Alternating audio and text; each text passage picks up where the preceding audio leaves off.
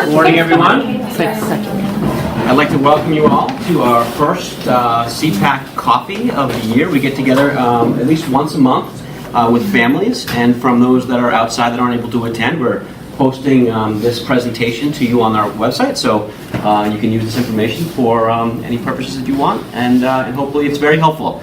I would like to start by introducing the team. We're going to, we stopped doing the Meet the Team presentations a few years ago and implemented these, and I think just so you know the faces that are in your schools, the people who like to talk to about any issues around special education in your schools. I'm Tim Luff. I'm the Assistant Superintendent of Student Services, and I will kind of go around the circle here, if I could. Hi, I'm Erin Miller. I'm the Assistant Director of Student Services at Natick High School. Hi, I'm Laura Ives. I'm the Assistant Director of Student Services in both middle schools. Hi, I'm Mary Beth Kincaid. I'm the principal of Natick Preschool. Hi, I'm Laura Brand, Evaluation Team Leader for Wilson and Kennedy. Hi, I'm Hannah Cross. I'm the Evaluation Team Leader at Benham. Hi, I'm Maria Reardon. I'm the Evaluation Team Leader at Brown. Hi, I'm Barbara Molinari Bates. I'm the Evaluation Team Leader at Natick High. Hi, I'm Paul Telly-Pietro, the Assistant Director of Student Services for the elementary level. And our parents. This year we thought we would start off the year by just kind of talking about our overall school and district goals around student services. So folks really knew what our pathway was this year, where we were going, where we want to be. Obviously, I do want to put a shout out to CPAC. The new leadership this year has been really invested in making some positive changes, becoming a voice for special education and student services for the school committee and in the community. And so there's been a lot of good work done with them. And I would not be able to have this go well if I didn't put a plug in for Intelligent Lives on Monday at 7 o'clock. 7 o'clock at Natick High School. We already have more than 300 people signed up, so if you are available Monday night, we'd love to have you over there to see Dan Habib, who will be there and presenting Intelligent Lives, which is a great documentary about kind of how we look at our students with special education needs in schools, and how it's not just about IQ and cognitive ability, it is about the person themselves. So we'd love to have you there. With that said, Ms. Miller has really done a great job putting our goal presentation together for this year. So we'll talk about some of the goals that we have for the school year, and then kind of take any questions that you have and go from there. One of the big things that came out through conversations, both in the past number of years, but also with Dr. Nolan through her interviews with parents and community members over the year, is that it's not just about academics that parents are worried about. It's the social emotional skills of students that we really need to put some focus onto this year, and that includes our students with special education needs. So with that said, this year we're kind of going into, as a district, a phase 1 action plan to really get a feel for where we are with our social emotional strategies that we use in schools. We've already done some great work on this. We have an advanced team from the Benham Elementary School who participated in the William James SEL certificate program last year to bring back some great strategies on how to implement SEL, social emotional learning, in schools. And this current year, we have an advanced team from the high school that is actually going to attend the same type of thing. So we have some great work with teams that are out there doing some of this work. But by the end of this year, what we're looking at doing as a district is to kind of have an assessment, an analysis, and then a recommended plan of action regarding social emotional learning in Natick.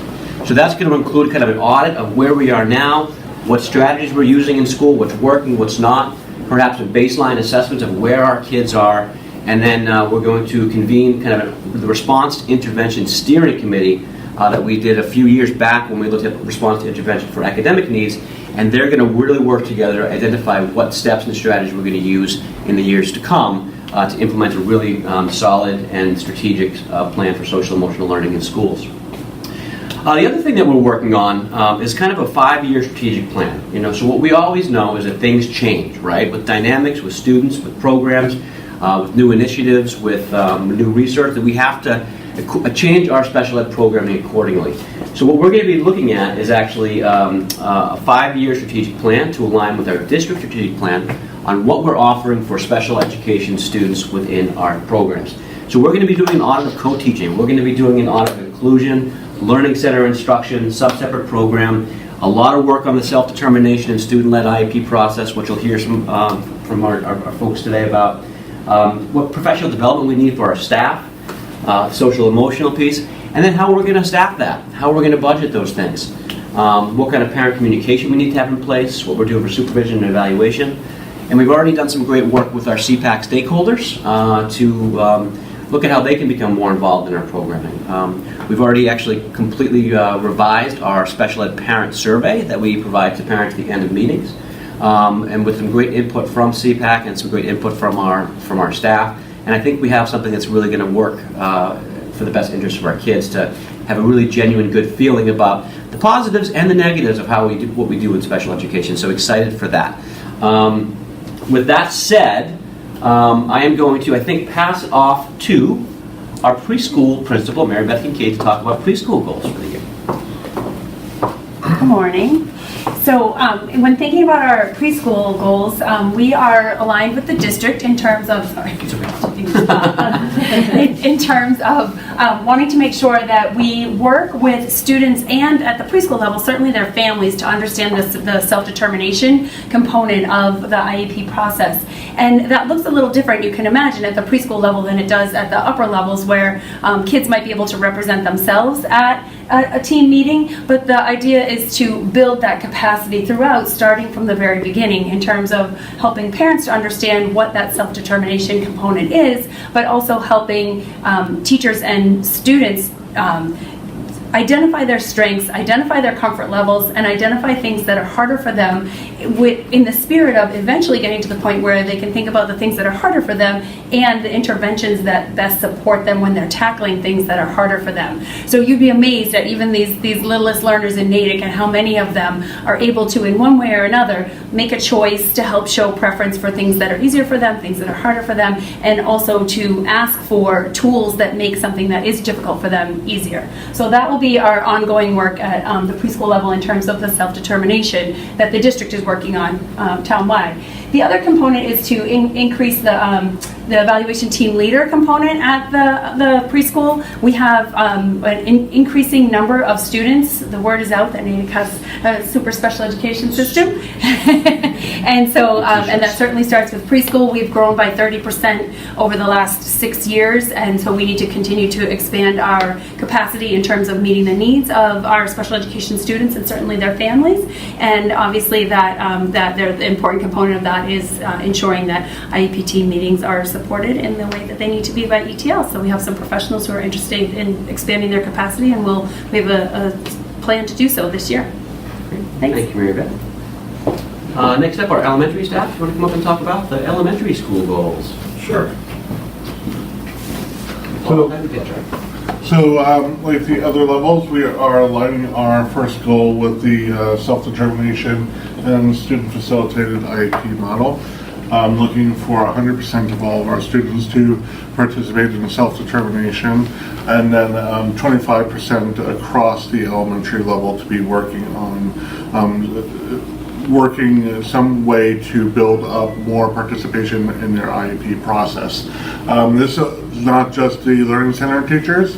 This goes across the board for OTs, PTs, Learning Center teachers, and speech pathologists, and our behaviorists. So we're looking across the entire elementary level participation in both the student-led IEP and self-determination model. Then our next big goal that we're working on is a continuation from last year of improving our information systems to be able to deliver IEPs and information to families electronically.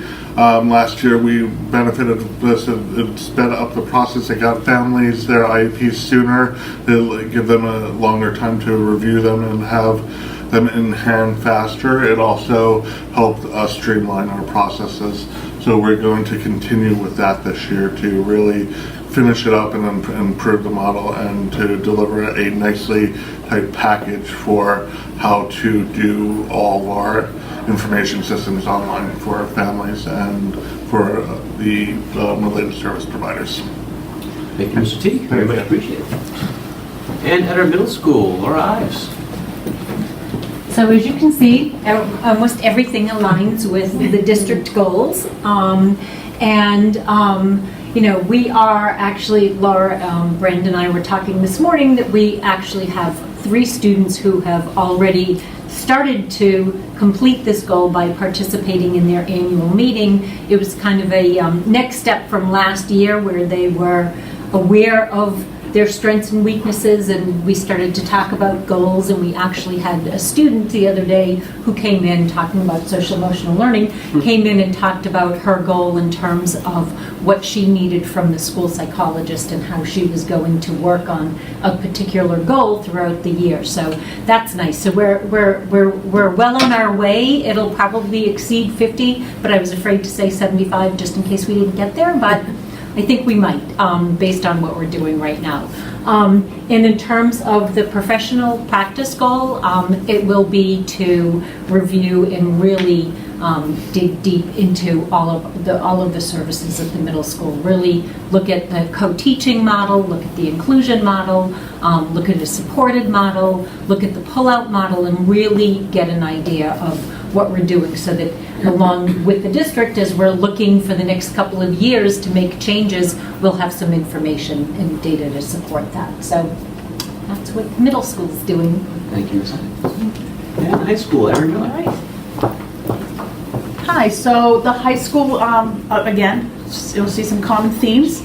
So at the high school last year, our goal was to get 10% of our students participating in this student-led IEP model. We had 100% of our students involved in the goal-setting self-determination model activities.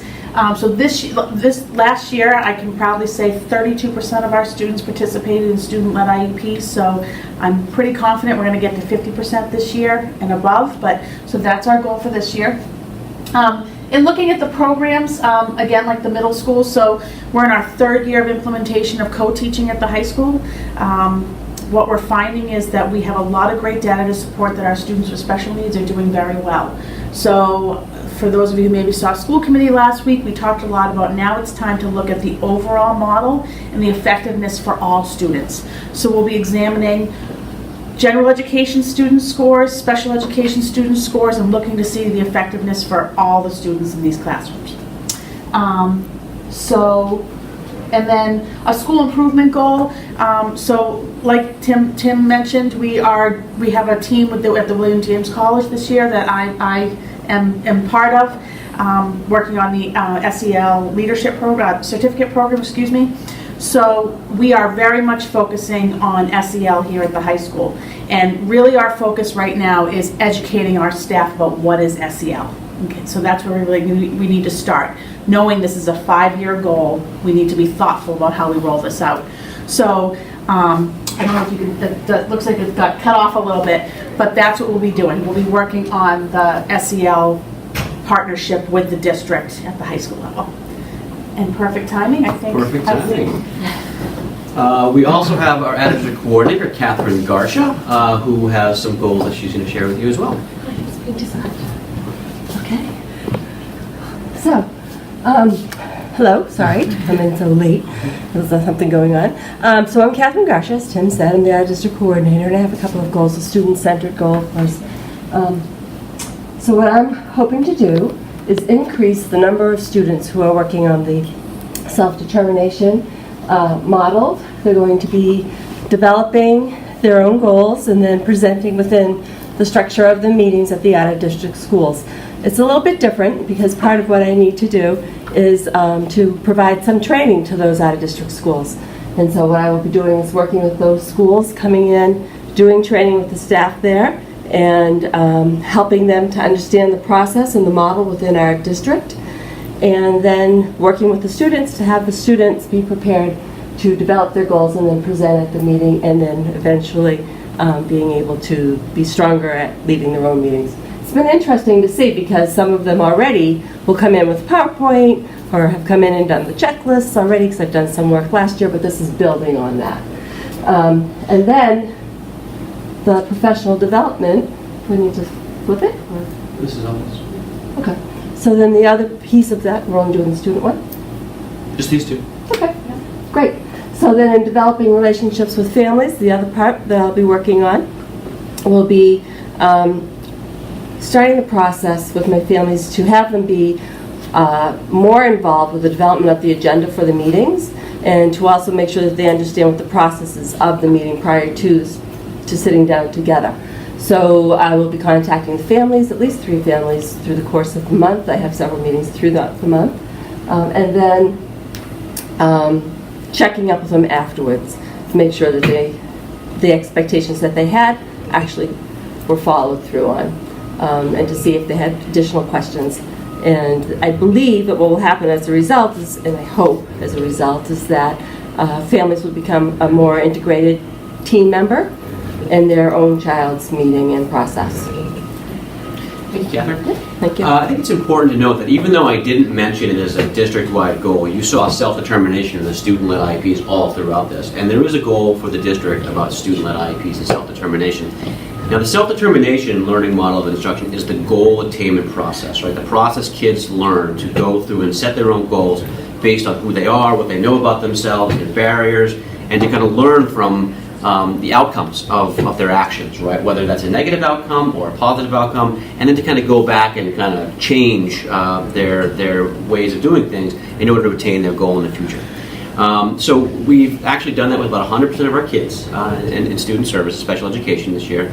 Last year we hit 25% total students who engaged using that goal attainment process and then use that to engage in the IEP team, whether it was through PowerPoint, like you heard, a video that was presented, the kids kind of voiced their goals to the team, whether or not it was a book that was developed at the preschool from a child who could, then that book was presented to the team at the preschool. So all these things are happening in engagement. So we're looking as a district at 50% of engagement for student-led IEPs this year. We had our goal was 10% last year. You heard these folks say we did much more than that, so we're shooting for 50 this year. And the other part of that, just so you folks know, is that we're looking at piloting the goal attainment process for our response to intervention teachers this year. So our general education students that are going through the response to intervention process will be utilizing that goal attainment process as well, which we're really excited for. And I think that will go a long way. So that is a very big district-wide goal, and you saw all the components of student services below. I think that all of this work that's going on is going to do a tremendous amount for our kids, and you're going to see a lot of progress and some great quality work coming from our kids to become self-determined learners who are social and emotionally safe in schools this year. So with that, I will take any questions that you have. I know there's only a couple of you here. Questions or comments? That's really good. Great.